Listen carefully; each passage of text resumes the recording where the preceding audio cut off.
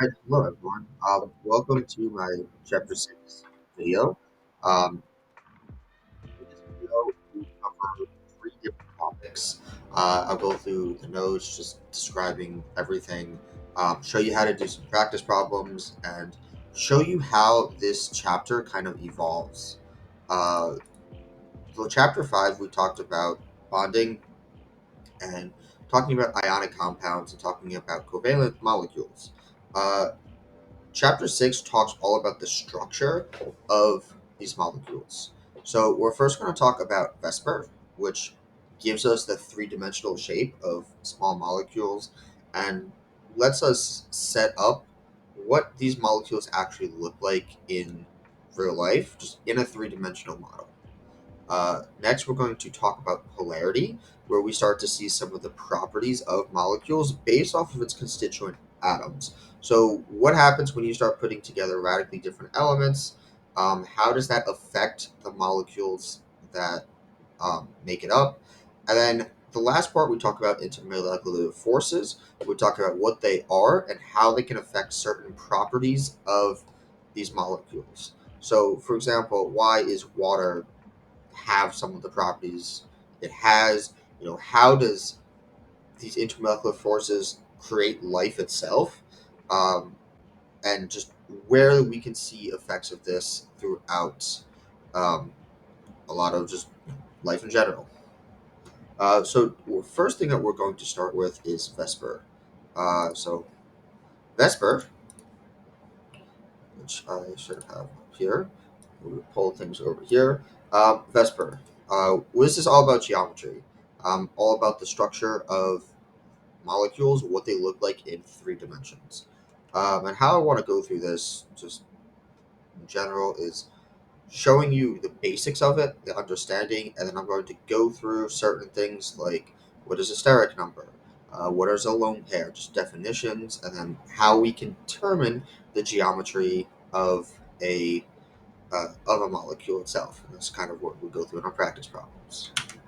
So VSEPR by itself, what VSEPR is, I'll move my face out of the way, um, it all talks about electrons and their charge. Electrons have a negative charge. That's something we talked about way beginning of the year. Uh, when you have two negative charges, they repel from each other. So when you have an atom, um, you end up seeing that your electrons that circle around it, they end up repelling away from each other. And something that I've done and I haven't really explained or gone through is when we've done something like Lewis dot structure. We take, for example, let's take neon here. And why I drew it like this, and I'll pair them up, is this is almost like VSEPR just for a single element, where when you have your 8 valence electrons around it, they try to keep away from each other as much as possible because they have a negative charge. You don't see something where you have all the electrons close by, something like this, because they repel each other. Now, the reason that they are in pairs of two, and throughout this entire video, we're going to be talking mostly about electron pairs, um, is because electrons have a down and an up spin, and this just refers to their angular momentum, the way that they move. It kind of balances off the charge. They work in pairs. When we were doing something like this, 1s, and you had one that went up and one that went down, that's why they deal in pairs. So this kind of goes back to things that we've talked about previously, why electrons end up in pairs. So because molecules exist in three-dimensional space, they want to maximize their distance away from each other, the electrons. So we've been drawing Lewis structures in 2 dimensions. Um, and something that looks like this, as we have found out, a molecule that looks like this, it's not all in one plane. It is actually in 3 dimensions. All right, and VSEPR theory, just valence electrons. Shell, we're dealing with shell. We're dealing with our valence electrons. Electron pair repulsion, which means that electrons repel from each other, and therefore it is the most stable because it's the least amount of repulsion, which is You have to spend energy to stick two negative charges together as far away from each other. And what this gives us is the shape of the molecules, what these molecules look like in 3D. The simplest molecules are binary molecules. Binary just means two. Um, and they are, as you'd expect, they look like a line. They're called linear. Nothing really special about them. Anything that is just two molecules is going to look like, or two atoms is going to look like this. Um, there's nothing that you can do. All right, there we go. Anything that is just two atoms in a molecule. So diatomic oxygen, diatomic nitrogen, carbon monoxide, like this. Anything that's going to look like this, it's going to be in a line, and it'll look something like this. This is the ball and stick model because it uses balls and sticks. Um, it generally tries to make things into three dimensions. And one of the things I'd like to reiterate is that these are atoms, like in a Lewis structure like this. The letters represent atoms. So you could think of this like an atom of hydrogen and think of this as an atom of hydrogen. It's different ways that we represent atoms. Although atoms are not truly spherical, they're not actually balls, but it's a good model. And it's one that works for us. So one of the core tenets of this is we're going to focus on a central atom, and for the models that I expect and the models that I would have you draw Lewis structures of, it will be simple. Like there is a central atom, but as you're going to see in some of the examples, you can still apply these rules of VSEPRs to larger molecules, and just focus on one atom at a time on one atom's geometry. So that it is still possible. Um, but we only care about the valence electrons of these central atoms. That's just what goes there. Which means that these valence electrons that are not on the central atom, we don't care about them. They don't count towards our geometry. They're not going to affect the geometry at all. Um, we don't care about them. We would only care about electrons that are on, for example, this beryllium. So what we're going to do is I'm going to skip ahead in this presentation because a lot of this was the activity that we did. So we'll get to where I want to go. All right, lone pairs. This is a terminology where we're going to talk about our central atoms whenever we have a molecule that has electrons that are left over on the central atom. We're going to take ammonia as an example, NH3, because this is what it ends up looking like. Now, this right here, which I'll circle in green, is known as a lone pair.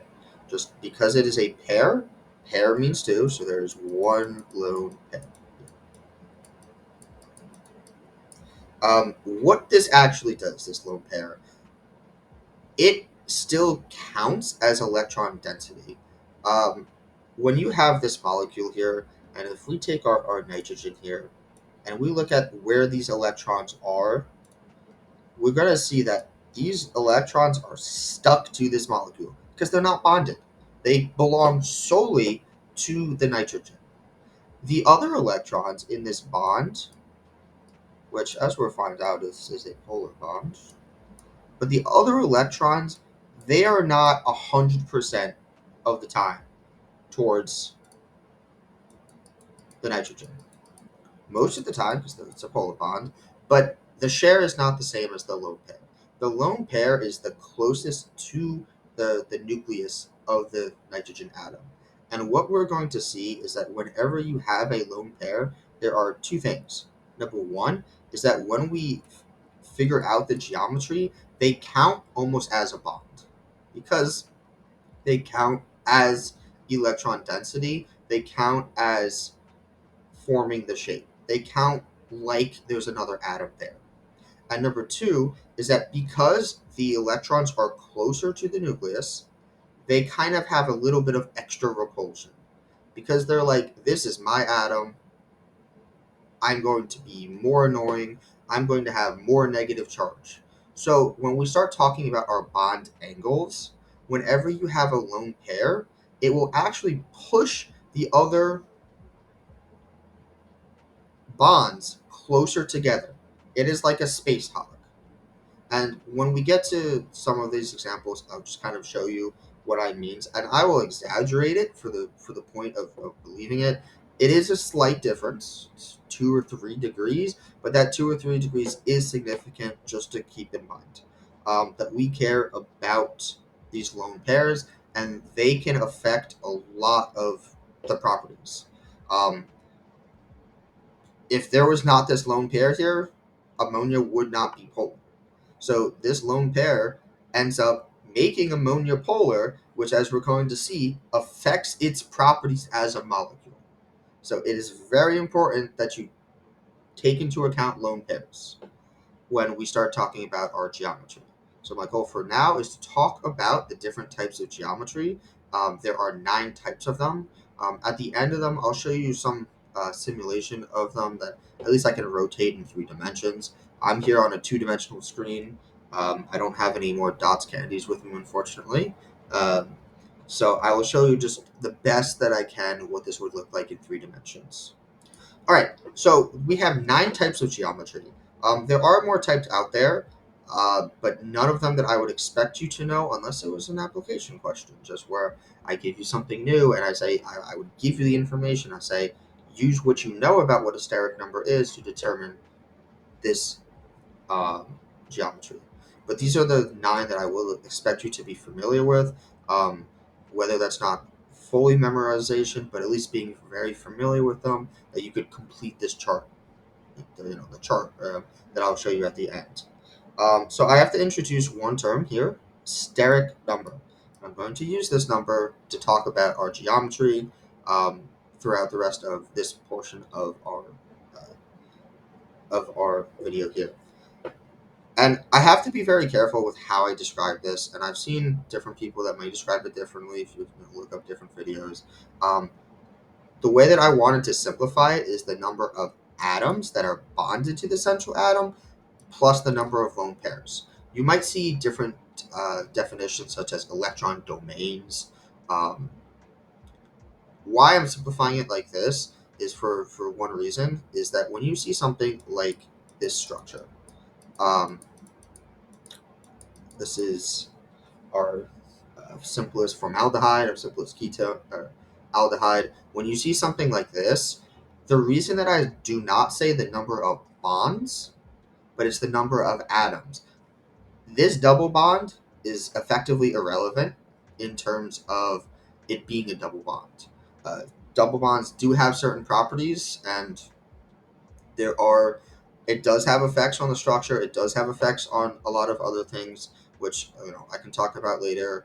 But in terms of steric number, it doesn't really matter. So this carbon here has a steric number of 3. No lone pairs, but 3 atoms. 1, 2, and 3. So the double bond doesn't matter. That's why I don't say the amount of bonds connected to the atom doesn't matter. This has a steric number of 3. All right. And also, when you see something like this, just to reiterate, because it is a lone pair, it is a pair of electrons. So our steric number for ammonia here would be 1, 2, 3, and 4. All right, because it is a pair. So this is a pair of 2 electrons. Don't count this twice. The steric number for this molecule is 4. See 4? 4. There we go. There's my finger. All right. So let's start from the simplest, which is just linear. Um, Again, linear, simple, steric number of 1. Not really much to say about this. There is no angle because you need 3 points to make an angle. You can't really make an angle like this. So there is no steric number, or there's no angle for this. Steric number is 1. We just call it linear because it's no line. Simple enough. And this is just any species that has 2 atoms in it. Alright, now, once we start increasing our difficulty here, when we have a steric number of 2, we would also call this linear. This is an example, beryllium dichloride. Carbon dioxide is another example of this. Uh, Hydrogen cyanide would be another example. Anything that just has 3 atoms, and they're all in a line here. Beryllium is an example just because it's one of those where you can have 4 valence electrons and it's fine with it. Or you can have 2 double bonds or a triple bond and a single bond. It's typically how you get it. But it's 3 atoms in a row, and this is linear in a line. And here's our angle, which in a straight line would be 180 degrees. When I'm talking about angles, and I'll make this clear, we're talking about angles between atoms. We're not going to talk about the angles between valence electrons, between the lone pairs. So we have one atom, another atom, another atom. What is this angle? That's what we're going to be determining when I'm talking about the angles. Okay? And as we see, they do get complicated when it gets into 3-dimensional space. The actual math for it, especially tetrahedral, it's complicated, which is why you kind of just have to know it. Say that. All right, so we're still pretty simple.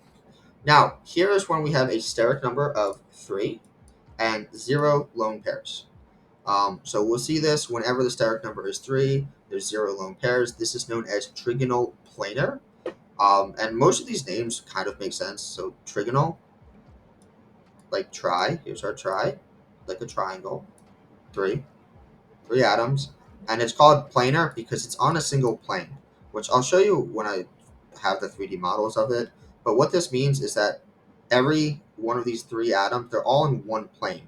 If you rotate this, it's all going to be in one plane. Nothing's going to come out of it in our z-axis. This is all on an xy axis. Nothing kind of pops out of it, which we see when we start getting more and more advanced. And because this is a triangle, you take a circle, it's all in one plane, you divide it by 3, 360 divided by 3. Our angle here is 120. Some examples, BF3, like this, because no lone pairs. The example that I showed earlier of formaldehyde, like this. This is trigonal planar. Steric number of 3, 0 lone pairs. Just another example. Now, here's where we start to get into having our lone pairs. So this structure is known as bent, and when we have a steric number of 3, but only 1 lone pair, we would call this bent. And here's an example here with ozone. Again, this double bond does not matter, and if you really want it to be real, this is actually a resonance. So we can even draw it in as resonance just to really show us. So we have these bonds are equal, so it doesn't matter. Our central atom here has a steric number of 3 because there's 1, 2 atoms plus our lone pair. And when I start to show you what this looks like in 3 dimensions, it'll look dumb. It'll look like it's bent. It'll look like it's a line that's bent. That's why it's called bent. Because even though it's 3 atoms, they're not straight in a line. They actually will go like this. Because this lone pair has that electron density and it pushes those 2 atoms away. These are electrons, remember. These are electrons. So these electrons, which have a negative charge, they repel these electrons. So because they repel them, they push them away. That's why this lone pair matters. So if our trigonal planar had an angle of 120, we find that in some of these molecules, because the lone pair, because it is so close to the central atom, it pushes the atoms more. It pushes this together more. And I'll show you this with the 2 examples. When we had BF3, like this, versus our ozone here, and I'm going to exaggerate this, very much so. It pushes that more, which means that this angle is actually larger, and this angle is smaller. So this angle is actually, if you wanted to do the math, um, you could take 360, subtract this, and divide by 2, which I'm not going to do right now. But let's just say it's about 121 degrees, about 121, 122, I think 121.5. And this angle gets smushed to about 116 to 119. In this instance, it's 116.8. All right? This is known as bent, where our steric number is 3, but there's a lone pair. When we start getting into a steric number of 4, this is known as tetrahedral. And this is where we start to see the third dimension really come into play, where we see something on a z-axis. These molecules, or these, really shine in 3D. And if you look at what this molecule would look like on 2 dimensions, if you were to take the angles of this, this would be a right angle, and this would be 90 if you were on a single plane. But there is a better way to keep electrons away from one another. This being a bigger angle of 109.5 means that the electrons in this bond are further away because electrons repel each other. That's why we see these structures. It is to maximize the angle between electrons because they repel each other. And this is how we get this structure. If you end up looking up Lewis structures, you would probably see it looking like this, where it's in a square. You might also see something where they try to emulate it. What the 3D would look like this, where you can kind of see it looks like this. You might see something like this. You might even see something where you end up with something like this. And this is meant to show kind of 3 dimensions in a page, like, oh, this is coming out at me and this is going into the paper. It's ways to show 3 dimensions on a 2-dimensional plane. You might see any of them, but I'll show you what this looks like in 3 dimensions when I give you the models. And a tetrahedral, like where this comes from, is the shape tetrahedron, which is something that looks like this. So you can see that there's the 1, 2, 3, 4. Here's my hydrogen atoms. Um, my hydrogen atoms would be here, here, here, and here, and in the smack of the middle of this thing would be my carbon atom. So that's where the term comes from, the tetrahedron, because it's 4-sided. Tetra meaning 4, hedron, right? You remember from our prefixes, tetra means 4. This is 4-sided, right? 4 atoms, for a steric number of 4, tetrahedron, right? And here is where we start to see a lot of important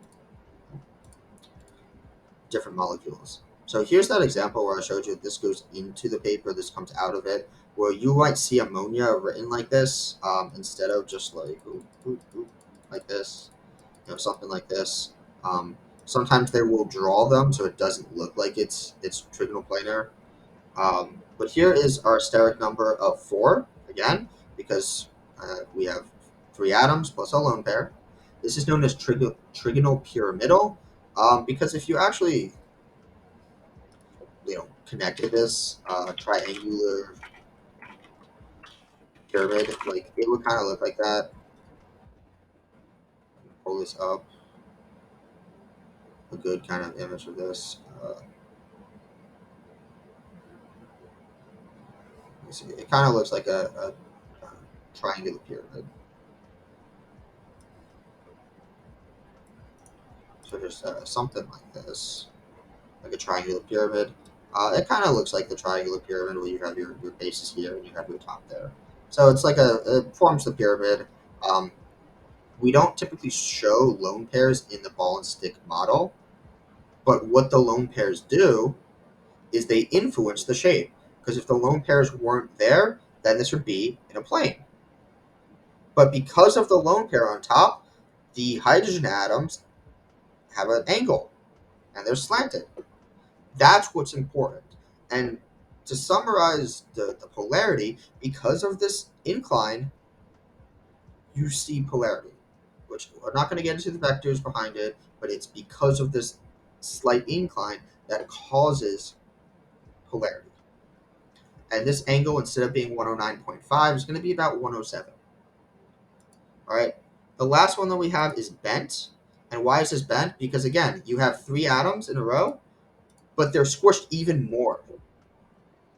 In the ozone example, they were bent, instead of 120, they were bent about 117. But water, because it has two lone pairs, draw here, water goes from 120 degrees, and it bends it even more, or 180 degrees. It bends it even more. If there was no lone pairs, you'd be in a line.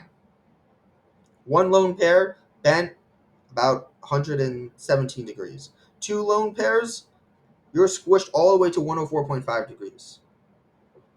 And this is what gives water its polarity, because the dipoles cancel out, and because of the angle, that's what causes the polarity. So a steric number of 4 and 2 lone pairs is bent. If you want to think of it like this, anytime that you have 3 atoms, but instead of being in a line, it's bent, that's why we call it bent. When we start getting to higher amount of atoms, I want to focus the most, and the most important is the up to steric number of 4. Um, a steric number of 5, which there's not as many examples with it. We start getting to more and more obscure elements or molecules, especially expanded octets. Because if you have 5 things coming out of something, you already have 10 electrons, right? That's already an expanded octet. Um, and this is known as trigonal bipyramidal. And as we see, it looks kind of like two pyramids on top of another. So we talked about like what one of those pyramids looks like, and what this really looks like is one of these flipped, and there's 2 of them. So you take this. Here's the one pyramid, which you can draw in here. Like here is our one pyramid. Ooh, that's a really bad 3-dimensional model, but there's 2 of them. One here too. So we see that there's 2 pyramids above it. There we go, something like that. Something like that. That's why it's called trigonal bipyramidal. Bi meaning 2, so it's trigonal because there's a triangle in the middle. Bipyramidal because it forms 2 pyramids. And what we start to see is an example like PF5, and the angles here. This angle, because this is in a plane, these 3 atoms are in a plane, in a single plane, which means that it's like the trigonal planar, 120 degrees, and then you have 2 atoms that come up, straight up in the z direction, and this angle right here is actually a 90-degree angle. It is a square right angle. So you have 2 angles for trigonal pyramidal, or bipyramidal. So even though you see a Lewis structure that looks like this, and you think, oh, it's all in one plane, but if you did this, 360 divided by 5, that angle is going to be way less than this configuration, which maximizes how far apart the electrons are from one another. There are examples where you have a steric number of 5, but have lone pairs. I would not expect you to know that, but it's a good application question. Where if I give you an example and I would give you what it's called, then you have to recognize it. But they do exist, but we're not going to go through them. Um, it's just not worth memorizing them for the sake of memorizing them. Lastly, we have octahedral, where there's a steric number of 6. No lone pairs, octahedral. All these are right angles. SF6 is one of these examples. There are steric numbers of 7 and 8, but that's more work for the sake of doing more work, and that's not what I want you to know. All right. So I promised to show you kind of what these look like in 3 dimensions. So let me do that here. And you see here they have number of effective pairs. Um, that's our steric number of lone pairs. Sometimes they're split it up into the geometry, which is the actual the geometry would all be the same based off of the effective the steric number, and then they'll say, well, what's the shape? I wanted to keep it simple, where it's like you have to instead of the difference between geometry and shape, we'll just call it what it is, what the shape. I wanted to focus on the shape only. So here's our linear, and again, it's all in one plane. It looks like a line, no matter how you turn it. Trigonal planar. So here's what I mean by it's in a plane. I can focus it like this, and it looks like it's 2 dimensions. I can put it right on here, and I can actually hide one of the atoms. You don't see anything. You don't see anything up here. You don't see anything in this z direction, in this third dimension. It's all just in one plane. And when you see something that's bent like this, again, it looks like it's also called V shape because it literally looks like a V. Um, but what this is if you take this and you take this, what is the difference here? There is a lone pair here. And you could even draw, here's my lone pair, and you can see the similarities between the two. And this angle shouldn't actually be 120, it should be about 117. But showing you the similarities between the steric number, and just to show you, this molecule has 3 atoms, but they're not in a line like this is, right? Because they're all in a line here, this is why carbon dioxide is not polar. But this molecule, selenium dioxide, would be polar because it has that lone pair. It affects the way that the bonds and the polarity affect the molecule. We see our tetrahedral here, where it's not all in one plane. Here, I can make it one plane, but there's still that atom on top. If we look at it top up, just rotating it, how this thing looks like. And this is a 109.5 degree angle, which maximizes the space between them. Here's ammonia. Here's our pyramid. We can kind of see. Here's our one of the faces of our pyramid. But on top of here, if we were to make this our tetrahedron, and I could put it in the same format,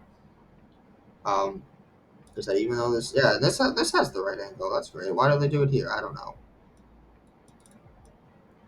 But it kind of looks like this. Like here's our lone pair. It's that fourth steric number. Here's water. Again, this is even more bent. Here's our water atom, and it's even more bent than this one. This angle should be 117, but it's a bigger angle than this. These are more squished together. And because of our lone pairs there, this would just be linear. I'm not going to expect that. Trigonal bipyramidal. Look how this thing loaded. It loaded the central plane, but I rotate this, and it looks a lot different. So here's our central plane right here in the middle. And we can see that this is a right angle, and this angle right here is 120 degrees. If you really want it to be true, yes, this angle is 180 because this is a straight line here, right up the z-axis. These are just some of these examples where the steric number is one, called seesaw, T-shape, all this stuff. You can even get a linear molecule with lone pairs on them. Not going to focus on that. And then octahedral looks kind of like this. These are in a plane here. So no matter which way you do it, all of these have 90-degree angles. Again, there's the square pyramid, something like this, a square planar, where you start getting more and more advanced. It's not important. What I am going to do, I think, is combine some of the questions. I will focus on Lewis structures and how to draw them, and then I'm going to work on some of the practice problems. So I want to get through the material and get through just the slides, get through the material, and then show you my expectations for practice problems. So we're going to move on to polarity now. We're going to talk about what it is, what makes something polar, and here we can see our structure of water with our VSEPR geometry. And what we're going to focus on is why we see these electrons forming different parts, and how we can tell that something is polar, and what that means. So to start, and this is just the general overview, what causes different atoms to attract electrons more? It really boils down to the balance between valence electrons and how many protons there are. So we start to see that atoms like fluorine, which needs one valence electron to fill its octet and has a whole bunch of positive charges in its nucleus, they become these massive electron vacuums, our Stanley cleaner of, of electrons. And we have this term called electronegativity. And what this means is the higher that this number is, and it's a pretty, you know, generic or what's the word? Not generic. It's a um, arbitrary number. What these numbers are. There's some methodology to finding it that scientists have done and calculated. But what it is that the higher that this number is, the more electrons are attracted to it. So electronegativity is just how likely in a chemical bond is an atom to kind of attract the electron to it. And there's reasons why fluorine's the highest, and oxygen why they're so high because they're small atoms, a lot of protons. They're close to filling their octets. There's reasons for them, but we're focusing on what this means. So what this means is that if you have an atom like fluorine and you have another atom like hydrogen, this number is much higher than this number, which means that these two electrons in this covalent bond, it's not they're not shared equally. The fluorine says, I want these electrons. I want them. I am an electron vacuum. And what we see is we can calculate something known as a polar bond. So if we think of bonds like a game of tug of war, which really easy example, when they have the same electronegativity, they share the electrons just, right in the middle. They both have equal strength. They pull on those electrons. Easy.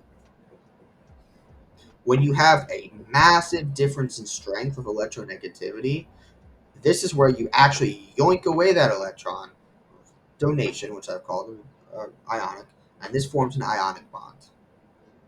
Where this electronegativity is just so large that it completely yoinks away that electron and it causes you to have a full charge. Like this is Na has 1 and chlorine has 7, and it completely yoinks over to the chlorine, and that forms sodium plus and chlorine minus, and you have this attraction force.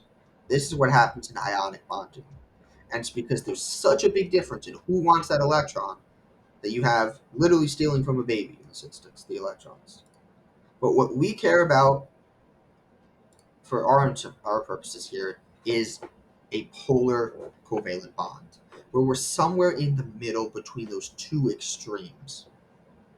Those electrons, they will spend most of their time by one of the atoms.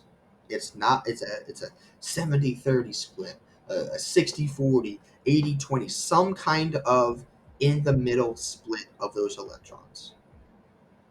This is known as a polar covalent bond.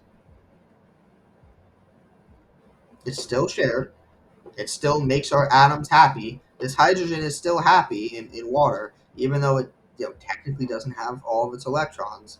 It's still happy, and it still forms those bonds. The octet rule is still fulfilled, but it's just not perfect. And it all comes down to these kind of arbitrary ranges that we use because they make general sense and work most of the time. And we'll talk about those when I go through the practice problems. But this is known as a polar bond. And here, these are general values, and I give you some examples when I go through the practice problems. The math here is pretty simple. Um, we'll get to there, but we'll classify the bond. So here's how we can calculate the bond. You take the electronegativity values that I give you, which you get this sheet. We'll come back to here. You get that. You put it in. You take the difference. You take the absolute value, so you don't get a negative number, and you put it into this range. And I'll give you the exact ranges that we're using. Different images might give you different ones. I'm going to use the values that I give you. Sometimes it's a not an exact science with electronegativity. It's just technical ways to measure it. We're going with what I'm giving you. right? You classify this bonds, you calculate, you subtract the two numbers, where is it, polar, etc. You guys can do this. So what we end up seeing is, because when we have a polar bond like this, these electrons are closer to the chlorine. The electrons are negative. So because the electrons are more around the chlorine, when we had a full electron, when we had our sodium completely donate its electron to its chlorine in this ionic bond here, this chlorine ended up with a -1 charge. But this, it's like, well, here's my hydrogen. It's not a full donation. It's not a full donation. It's kind of a halfway donation there. So this gets a slightly negative charge. And we use this Greek letter delta, this is the lowercase letter delta in the Greek alphabet, to indicate that the charge is slightly negative. Slightly negative. You call it a half charge, something like that. It's not a full on ion. This is not an ion. It's slightly negative. But as we're going to see, is that these slight negatives can form intermolecular bonds, and it causes things like boiling point to go up. So if the atom with the higher electronegativity, 3.1, 2.1, this is only true in a polar bond, in a polar covalent bond. If we're talking nonpolar, this doesn't apply. The electrons are slightly closer to the chlorine. It has a slight negative charge, which means that the opposite atom, this hydrogen, has a slightly positive charge. Because it's one valence electron, it's partially donated. It's somewhere in the middle. It has a partial positive bond. This is known as a dipole. You think of poles like a magnet. You have a positive and a negative side on a magnet. Well, dipole just means two poles, positive and negative. Here's our positive, here's our negative. If we think of this, here's our magnet. We have a positive side and a negative side. Two of them. This is known as a dipole. And you get something like this, and when you get something like this, the atom with the higher electronegativity is negative. The atom with the lower electronegativity becomes positive. So we have an example here with carbon monoxide. One of those rare cases where a carbon has a lone pair on it. And here we go. Molecular shape. What we end up seeing is that it is possible to have a molecule that has polar bonds, but the molecule itself, the molecule as a whole, is nonpolar. And I go through these rules, and I'll go through them when I go through the practice problems. But what we start seeing, what we transition from, is we transition from is a bond polar to is the molecule polar. So here's an example with CO2. This is a polar bond, oxygen and carbon. We have a dipole. We have a dipole. In CCl4, we have a dipole on all of these things. These are polar bonds. But because of vector math, which you will get into vectors when you take physics, I promise you, I want you to know the exceptions. I'm not going to go into the vector math behind it or what the dipole moment is or anything like that. It involves the math. That's we're not you haven't learned vectors yet. That's okay. But what this means and what this symmetry means, what I really care about it is if there are no electrons on the central atom besides bonds, and every single atom is the same. Only if this is true, you know, same atom, oxygen, oxygen, and no electrons around them, no lone pairs, nothing of that, then the molecule itself is nonpolar. This is the one exception. So an example just of countering this, you have something like this, which is one of the examples in our um, one of the examples in the homework. Well, this is this is technically symmetrical, and I rephrased this when I worded it. Fluorine and chlorine are two different molecules, so this is polar. It's only when they are all the same atom, chlorine, chlorine, chlorine, chlorine, that we're gonna go with that exception. So this is polar, this is non-polar. If every single bond is non-polar, it's non-polar. If unless it's this exact exception, unless it is this one exception, if there's a polar bond, the molecule is polar. Here's water. And here's some of that vector math, um, where that comes in, just with that, why it matters if you're really curious to know how this works. This is where molecular geometry comes into play, is because of the way that this molecule is bent, those lone pairs affect the polarity. This is why VSEPR is important. This is why the structure of this molecule is important. And I explain it here. It kind of cancels it out. Try to understand this the best that you can. Um, you deal with vectors when you get to physics and deal with forces. And you add them together and deal with all that fun math.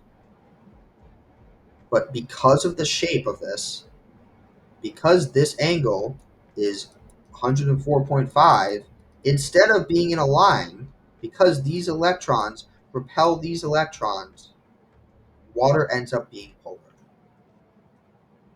And here's just some examples. One polar bond makes the molecule polar in CClH3, or CH3Cl, whatever you want to call it. This is polar. One polar bond,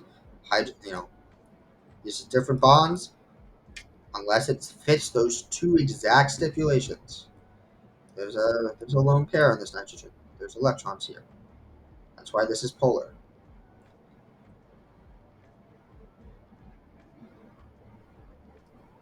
All right.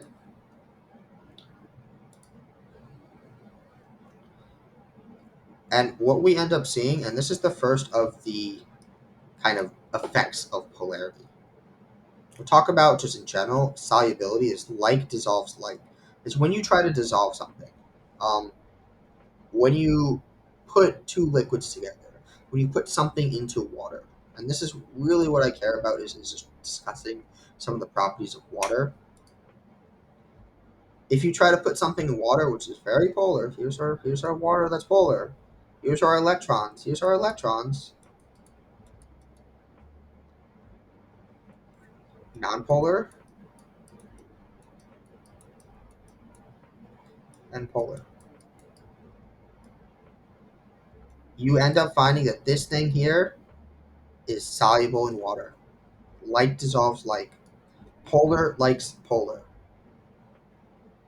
We'll talk about why when we get to intermolecular forces, like what is actually going on here at the molecular level.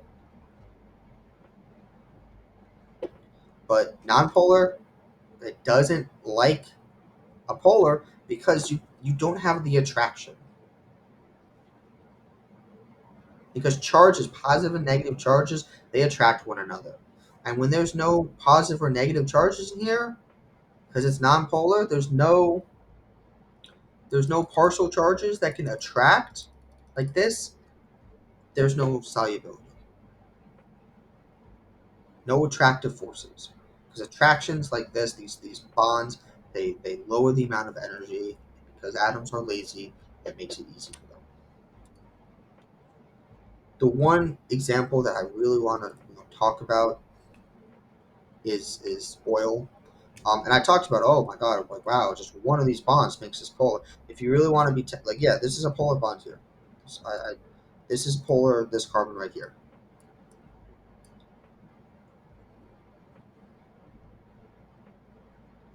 And yeah, we got some polar bits. There's our polar bits. So what I've done is everything that's there is polar, but everything here in this entire box of carbons is nonpolar.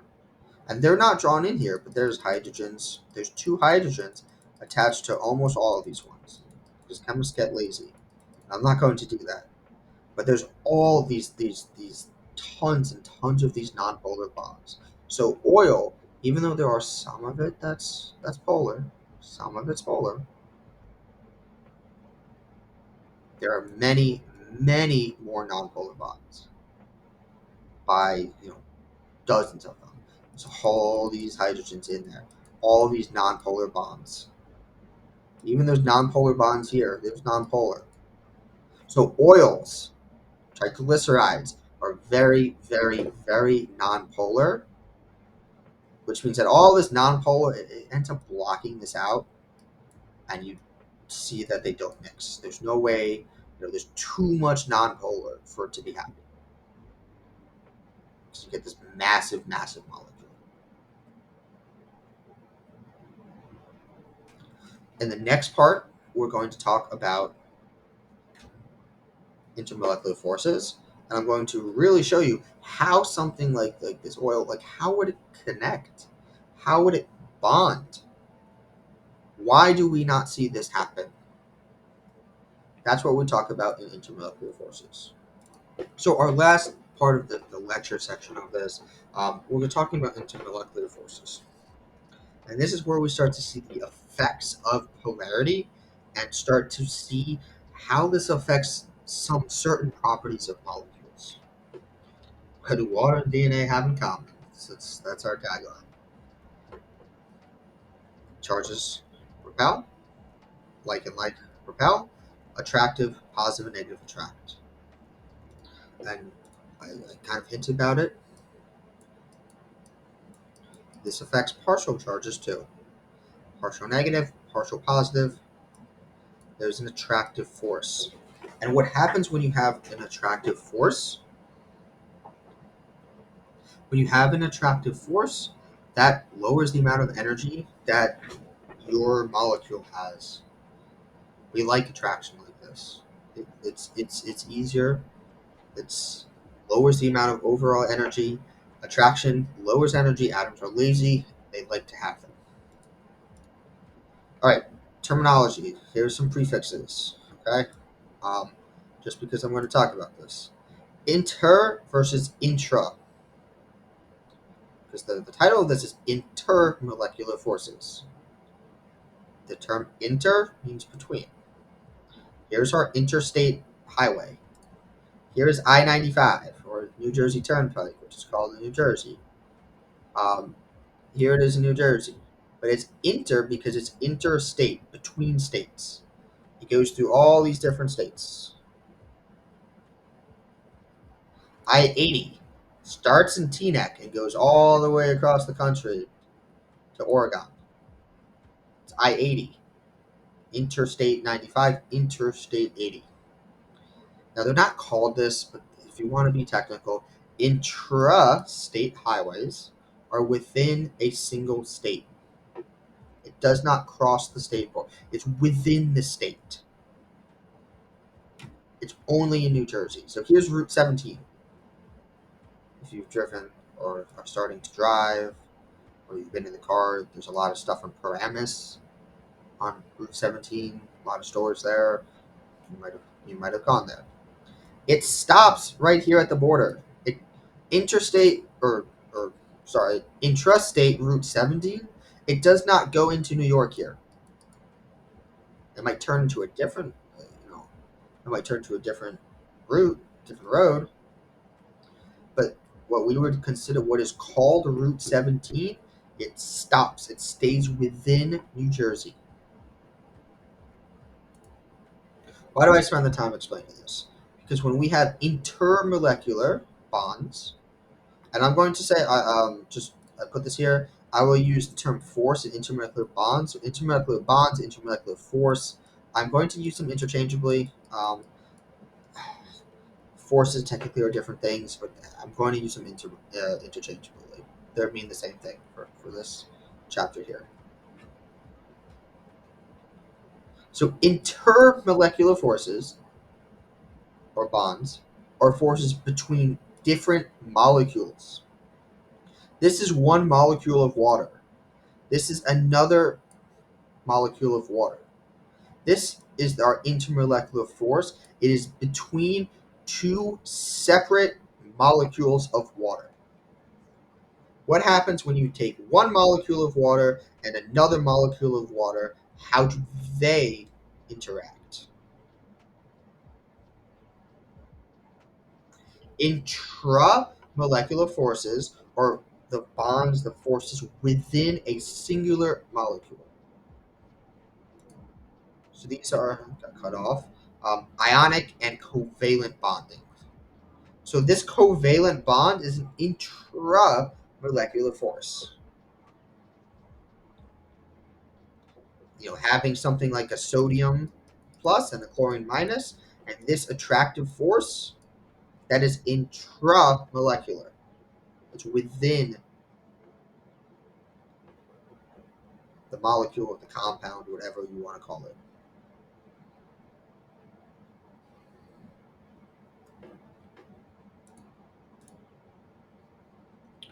The first intermolecular force that we're going to talk about. This is known as a London dispersion force. Oh boy, we got a lot of text here. So let's go. Let's walk through this. I'm gonna say whenever you see LDF, this is London dispersion force, but I get lazy of writing it, so it's an acronym, right? So here is two atoms, and these are atoms of helium. They have two electrons, and these electrons, they're in their orbitals. They're 1s, they're 2s. This is a simplified view of them. That's We have different models to represent it depending on what we need. At this very instant, the electrons that are orbiting the nucleus, they're far apart. At this very, very moment, this exact moment, it just so happens that these two electrons happen to be on the same side, just in their paths. Because electrons like to be apart, but sometimes because they move around so much, they happen to be on the same side randomly. Statistically, it's not likely, but it happens sometimes. If we have two electrons on this side, we end up with a slight negative charge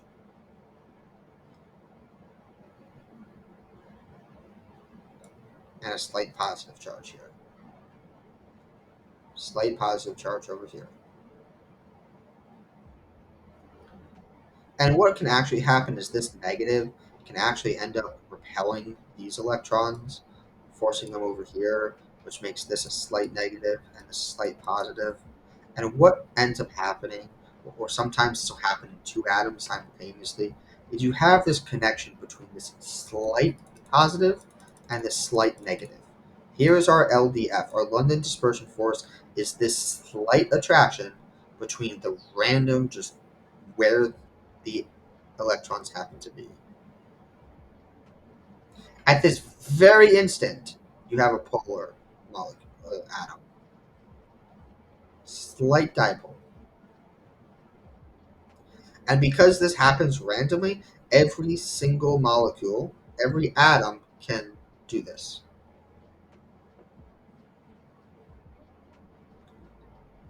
But in a nonpolar molecule, as we're going to see, in a nonpolar molecule, this is the only intermolecular force, the only one that you see. It is prevalent in every single, it exists in every single molecule, but there are stronger forces in polar molecules. So this is the weakest of our forces. We'll talk about the strength later. But in general, the more atoms that you have, the more atoms that you have, we have 2 carbons versus 4 carbons, the more likely you are that you're going to get this happen. The more atoms, the more likely you get this random configuration of electrons, the more LDFs you're going to get. So the bigger the molecule, which is bigger atoms, more electrons, more likely, and more atoms, the greater the LBF. We'll get back to this when we talk about the effects of this. Just to review what dipoles are, you have two, you have a polar bond, positive and a negative, slight, partial, negative and positive. Intermolecular force number two, ion dipole forces. When you take something like water, why I wanted to talk about this is what happens when you dissolve salt in water. Okay? Here's our sodium ion. It has a positive charge. In our water molecule, that looks like this, our oxygen is slightly negative, and both of our hydrogens are slightly positive. When you take salt, which is an ionic compound, it's called an ion dipole force. Because here's our dipole, and here's our sodium, and you have this attraction. This attraction between the slightly negative oxygen and the sodium, or the slightly positive hydrogens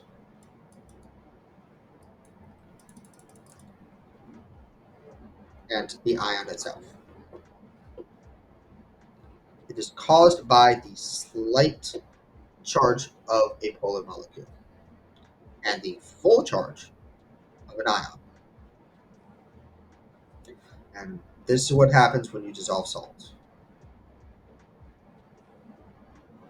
All right. This is probably the one of the examples that I just would like you to know. It's whenever you have an ion, it's attractive because you have a slight positive and you have a negative. Next, intermolecular force number three is a dipole-dipole force. When you have two molecules and both of them are polar, so this is only between polar molecules. Okay, this chlorine is slightly negative. This hydrogen is slightly positive. Here's our HCl. Here's our attraction. And notice how this is kind of a dashed line because this force is much weaker. When we talk about the strength of it, this covalent bond is much, much, much stronger than our intermolecular force. Intermolecular forces, they're temporary. They have an effect, but they're not. These atoms they're not locked into this position. But it's kind of like like a like I feel it. I have to. It takes a little bit more energy just to move these atoms around. So here's our dipole-dipole. There's an attraction between the two dipoles of two different molecules. In general, the greater the polarity, the stronger the dipole-dipole force. So you take something like HCl, where the difference of electronegativity is about 1.0, and this will be a stronger dipole-dipole than something where your electronegativity difference is, let's just say, 0.5, as an example. So you'll probably see is HCl is greater than, say, HBr, the attractive forces, because this chlorine is more in terms of electronegativity. Right? That's what you end up seeing. And when we start talking about the effects of this, that we have to keep that in mind.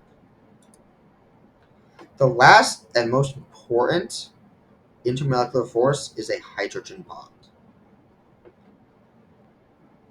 This only happens in the following circumstances. One, it is a dipole-dipole force, which means that you have to have a hydrogen that has a slight positive. If the hydrogen is not polar, it does not hydrogen bond. The hydrogen must be positive, slightly positive. And you must have either an oxygen, a nitrogen, or a fluorine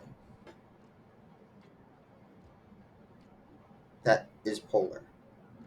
Everything must be polar If it's not polar, it doesn't count. Why these three elements? Well, because these three elements have the highest electronegativities. So it's a dipole, but it's just a specific one with a specific case, and it's very important, and it's the strongest one, the strongest intermolecular force that we're gonna see. Here's our slight positive attraction, slight positive attraction, slight positive attraction, and here we can see it with water. And these hydrogen bonds give water so much stability and able to dissolve things. They are so important to life. It is these bonds that cause water to be able to dissolve things. It's why water can do this, why it can dissolve things like salt. Because the rest of the water, that the hydrogen bonds make it so versatile. And I underline this and I say it must be polar. If you try doing something like this, HH, this is non-polar. There's no attraction here. No attraction because this is not polar. You take O2, no polar here. Nothing there. Nothing. It must be polar. And here's where I want to show you these examples of hydrogen bonding. When you started learning why the bases, thymine, adenine, cytosine, and guanine, why those two specifically is because of the hydrogen bonds that form between the two chains of DNA. Here's our hydrogen bonds. Notice nitrogen and hydrogen, nitrogen and oxygen, or hydrogen and oxygen, sorry. Nitrogen and hydrogen, oxygen, and here are these hydrogen bonds. So when you have the two sides of the DNA coming together and they are attracted by the hydrogen bonds, that's what pulls together the two strands of DNA and ends up coiling it. Is these attractive forces. This is why DNA has two strands. Because of the hydrogen bonding between these bases, between thymine and adenine, cytosine and guanine.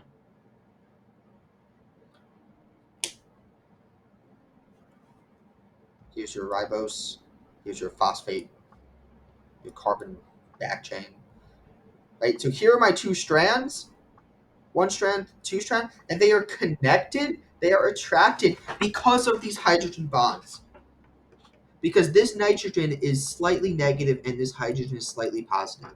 And it just so happens that the structure of these molecules is structured, is built around the formation of these hydrogen bonds. They line up because that attractive force is so strong and powerful. Because these hydrogen bonds are so important, they line up like these molecules, these nitrogenous bases in our DNA are built around these hydrogen bonds, and that's what keeps DNA together. Proteins. You want to take AP Bio, you're going to learn about the primary, secondary, tertiary, quaternary structure of proteins. Technically, they're intramolecular because a protein is just a massive molecule, but they have the same effect. Here's an amino acid, and here's a oxygen that's polar, polar, polar, nitrogenate. They attract. This is where we see. Here's our same thing here. This is what causes the shape of proteins, so that proteins can become specialized and do things in our body. Why proteins can transport oxygen, why hemoglobin works, why the structure of it is the way that it is. It's literally built around these hydrogen bonds. If these hydrogen bonds get replaced, the whole thing falls apart. So hydrogen bonding is why our body works. And that's why it's so important. Is when you have an attraction, it the structure forms around that attraction. And we see the coiling here of this sheet of this protein is due, it lines up perfectly so that you have these hydrogen bonds. And these hydrogen bonds end up causing the structure of these proteins that make our body do things. And that's one of these end goals of this is to talk about we're now talking about effects, why this matters. All right. In general, we have to keep into mind that intramolecular forces, so we have ion bonds, these are ionic bonds, much stronger, much stronger. These are weak, but they're still significant. They're still enough to form this connection. So here's our LDFs. They are the weakest, very weak, because they're temporary. They just happen in an instant.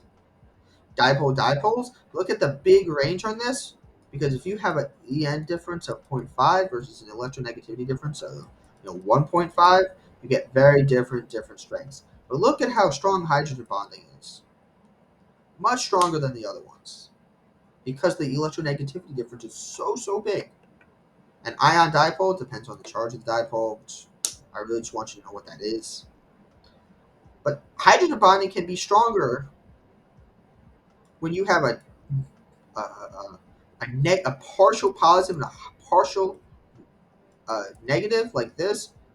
This can be stronger in some instances than an entire full charge, than an entire +1 charge. That's how strong these hydrogen bonds are. And what we start to see is the polarity of water, because it's so polar, has so much effects on how water works. So we'll take, for example, here, the adhesion of water. Water is sticky. If you take something like the base out of water, you end up it doesn't it sticks. And I'll show you an example. So if we can see here, I'll make my camera bigger. Here's a glass container here, jar here. And you can still see on this that some of the water is sticking to the glass. Even though you would think, oh, it's just, how do I get rid of this water? It's stuck to the glass. You think of the term sticky, you think of something like glue, but this water, it is sticking to the side of this glass. And the only day it's gonna leave is if it eventually evaporates off, or you dry it. You stick it to the paper towel. Water is very sticky. And what I mean by sticky is that it is attracted to the glass. Make myself small again. So here's a sideline. Here's my glass, which is mostly silicon dioxide, where we have silicon that has a positive charge and oxygen that has a slightly negative charge. And I'm oversimplifying this because there's lone pairs here and whatnot. I'm oversimplifying this for the sake of the demonstration. But here's my water, and these attractive forces, these dipole forces, as well as the hydrogens that can also there's also hydrogen bonding going on here. Also hydrogen bonding here. That's what causes this water to stick to things that are polar. So glass is polar. This is a polar bond here. The water sticks to it because water itself is very polar. This is known as adhesion. You might have heard of the term adhesive. It's that same effect, that same root word, where it just means sticky.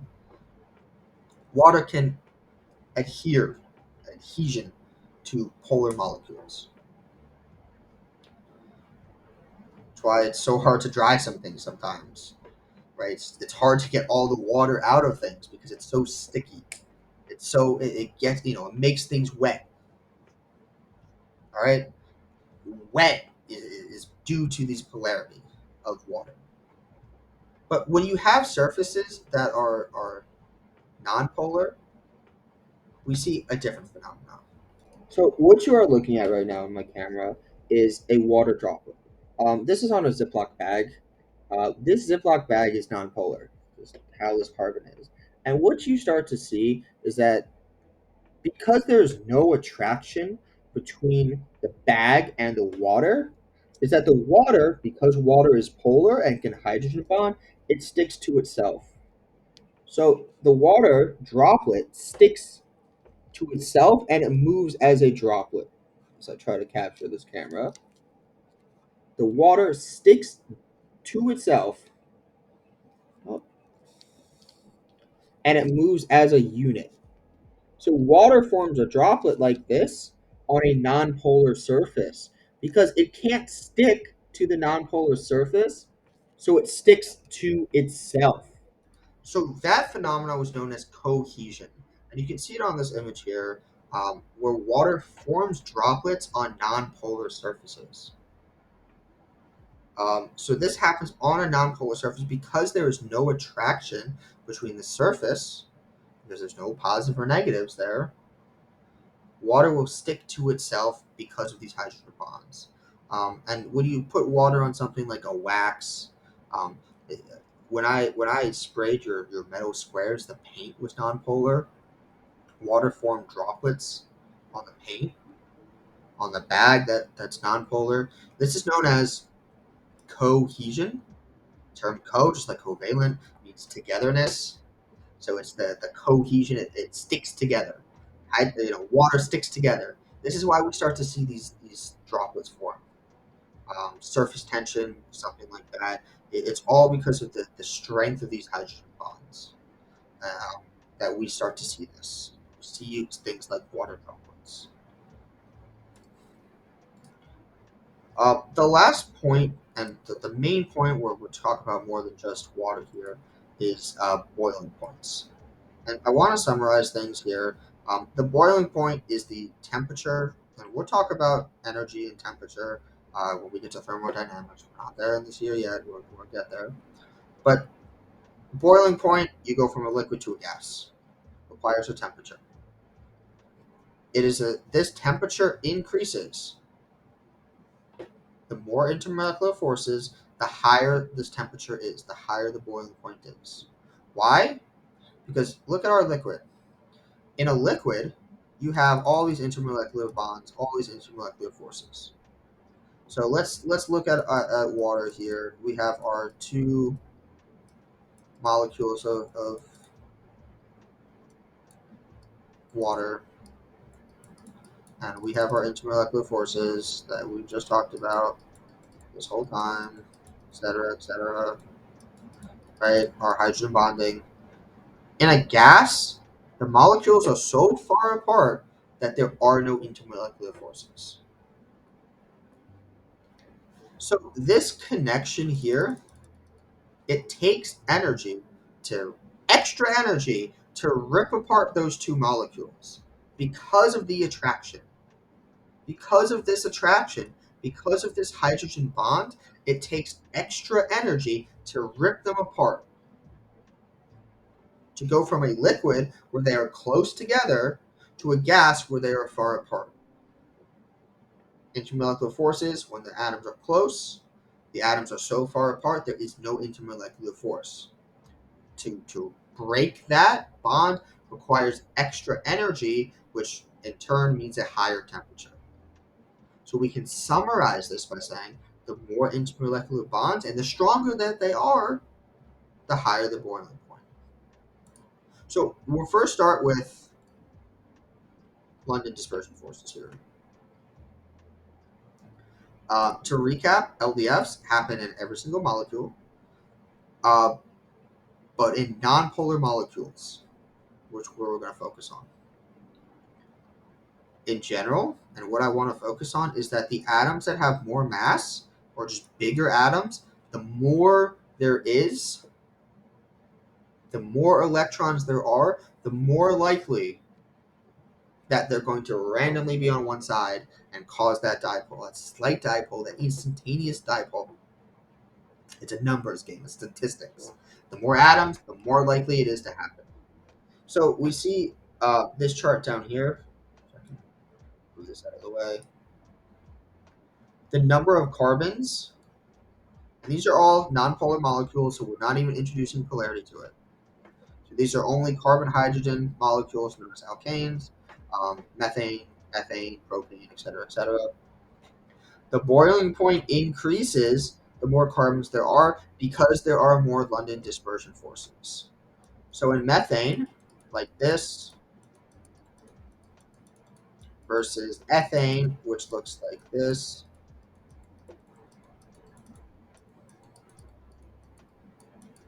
there are more possibilities for dipole London dispersion forces.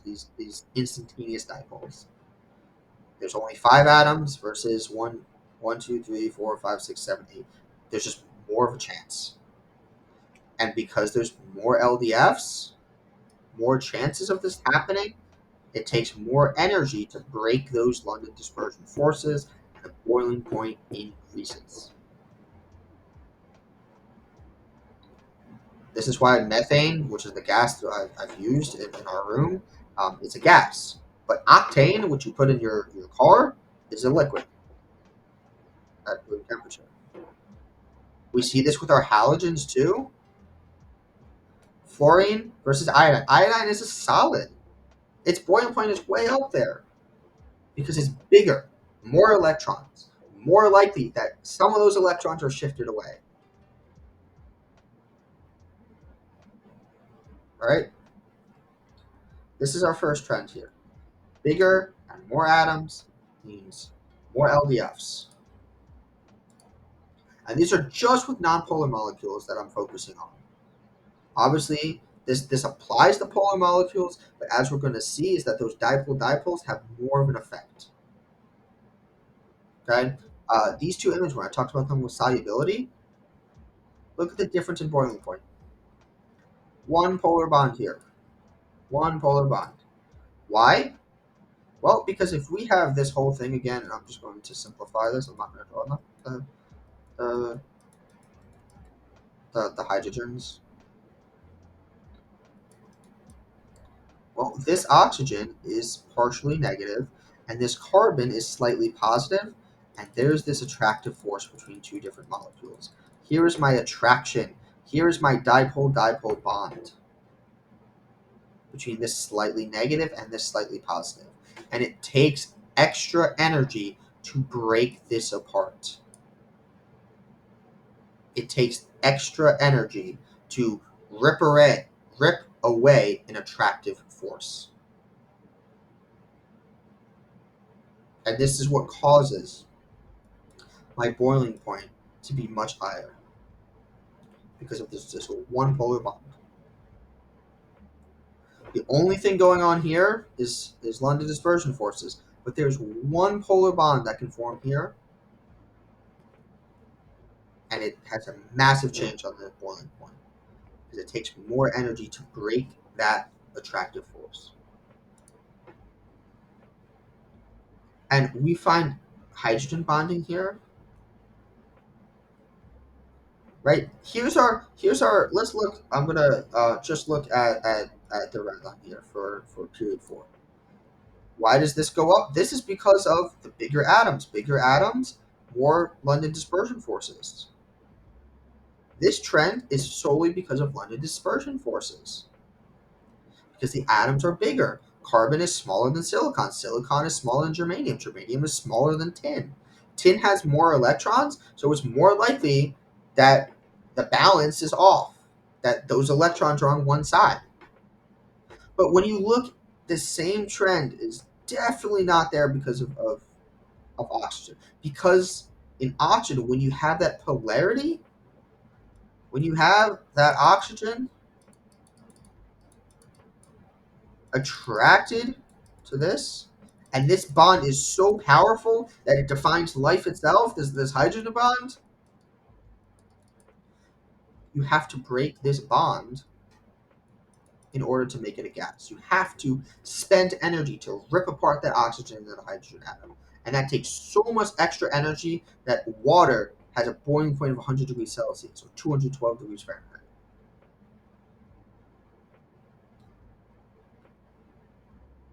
That one lone pair on ammonia causes its boiling point to be, I don't know what this one's going to be.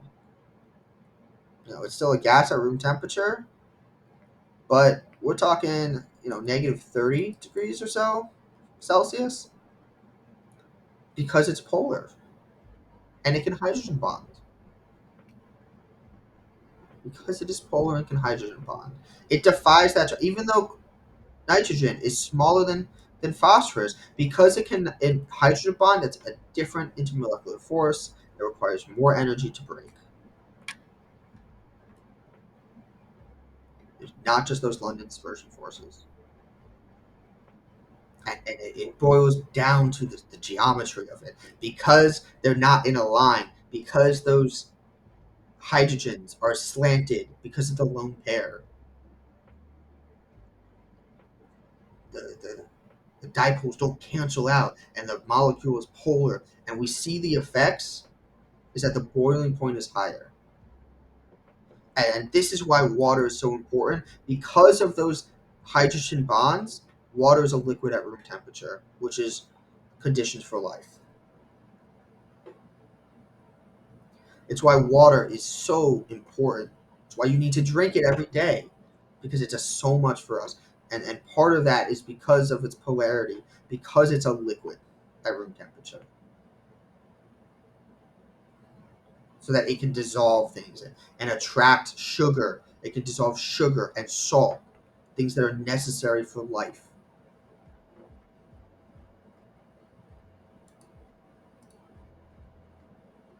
I'm making it almost like a dramatic pause here for effect. Because this is the end goal here, seeing tangible effects of the structures of molecules, and it all comes down to the way that the molecules look and look in 3 dimensions. It is all related.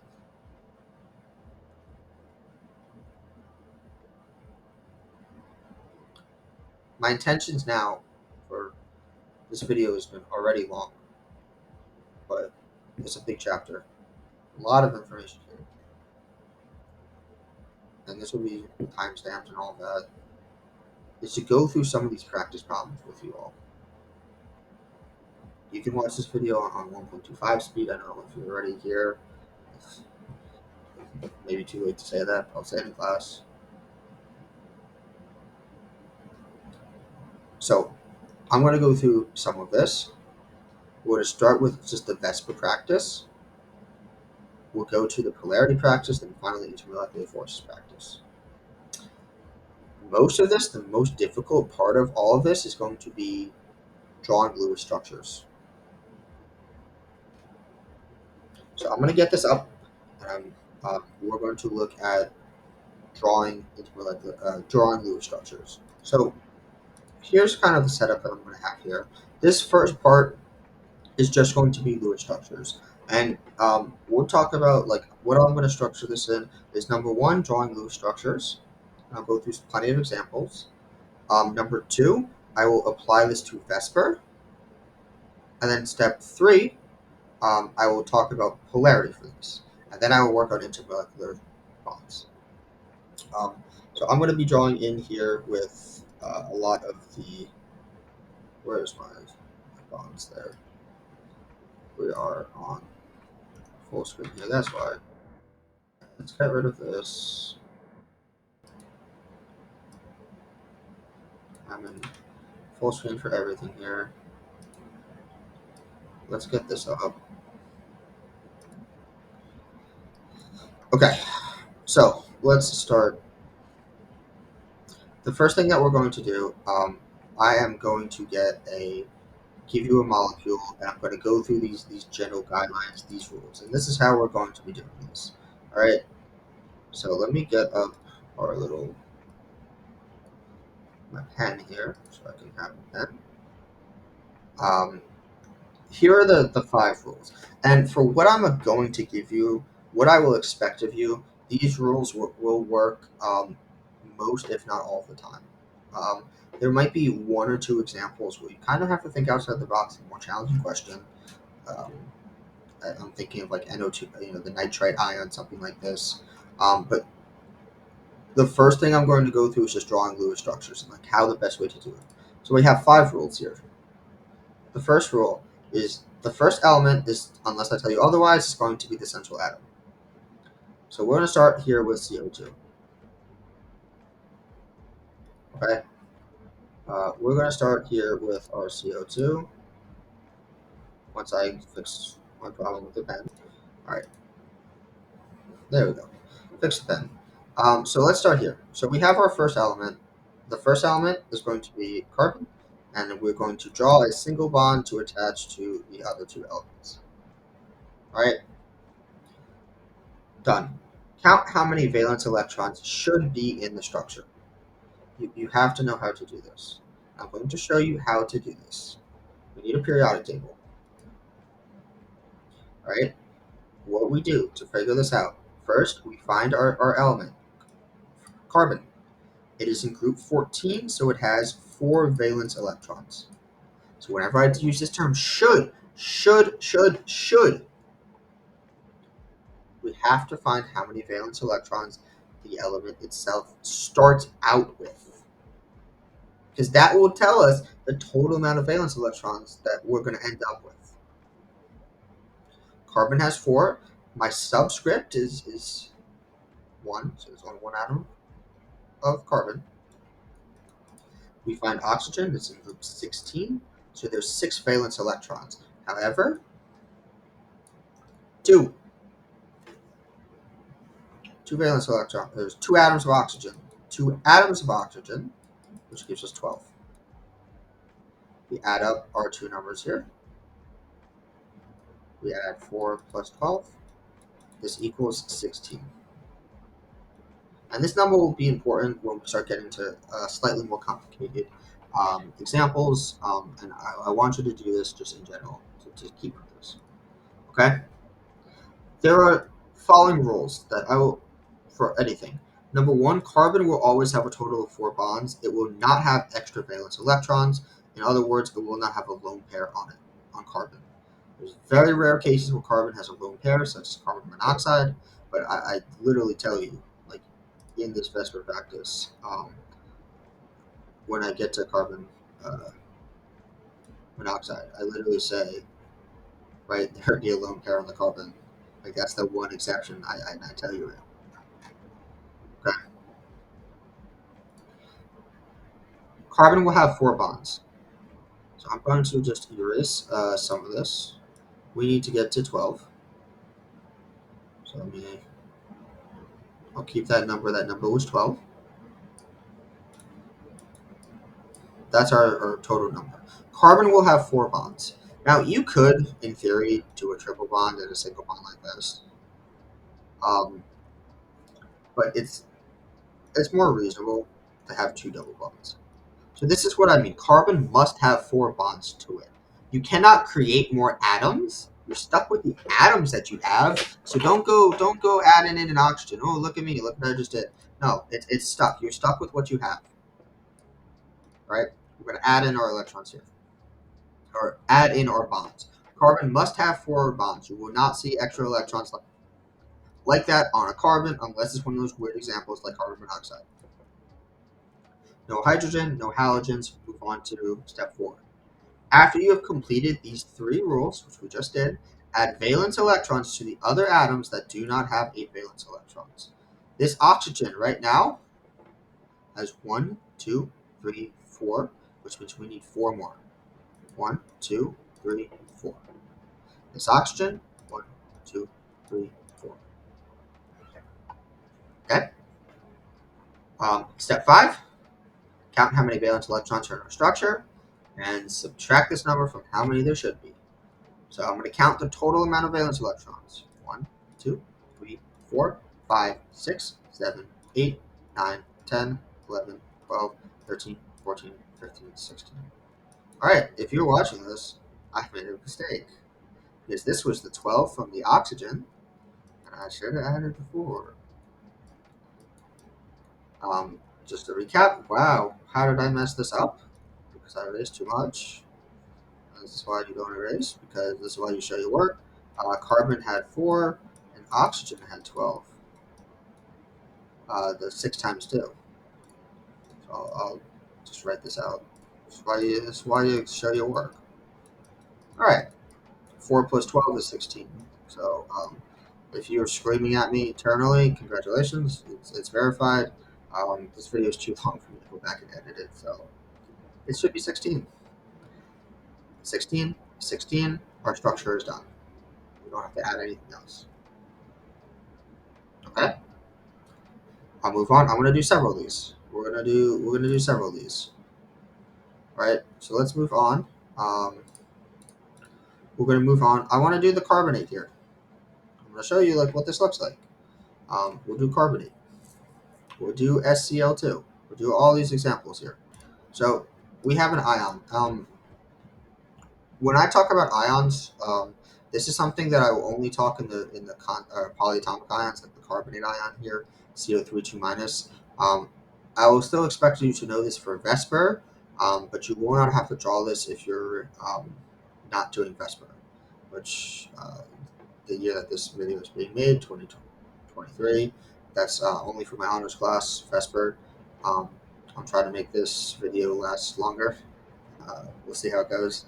But for VSEPR, you would need to tell me geometry, but you can't really deal with polarity in an ion because by nature it has a charge, which is stronger. Ionic bonds are stronger than any kind of polar bonds, so it doesn't really matter. But let's do this. Okay. Step one, we have our carbon with our 3 oxygen atoms. There's our base skeleton. And I'll go ahead and just show you that when you have an ion like this, you do kind of want to include the charge with it. Step two, count how many valence electrons should be in the structure. All right, let's keep my math correct here. Carbon has 4, oxygen has 6 times 3 equals 18. Don't forget the charge. You have to add the charge as extra electrons. If it is a negative charge, you have to add the charge as extra. So in this case, 2 extra negative electrons give me a charge of 2 more electrons. So we add this up and we get to 24. Okay? I gave you an example. If you're watching this new investment, there's an example down here where I gave a positive charge. If it's a positive charge, you would subtract 1. But because it's a negative charge, you add 2. All right? All right, step 3. Carbon will always have a total of 4 bonds.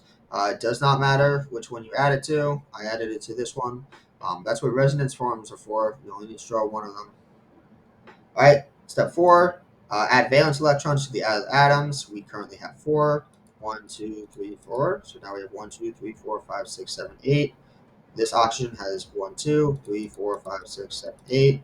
1, 2, 3, 4, 5, 6, 7, 8. Count up all these electrons. I'm going to count them off in pairs. I'm going to start doing that. 2, 4, 6, 8, 10, 12, 14, 16, 18, 20, 22, 24. We have 24 electrons. 24, 24. We're good. This is what our structure looks like. All right. Now, let's deal with something that has not just carbons. We're going to deal with SCl2. All right. SCl2. So let's start here.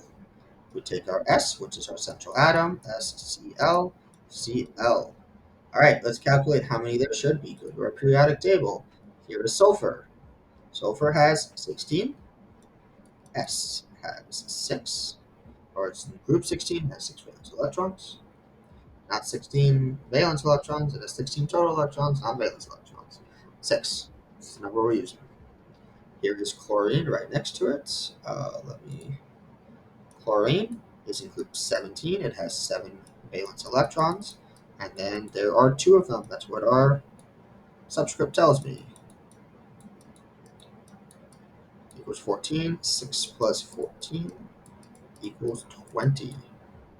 All right, back over here.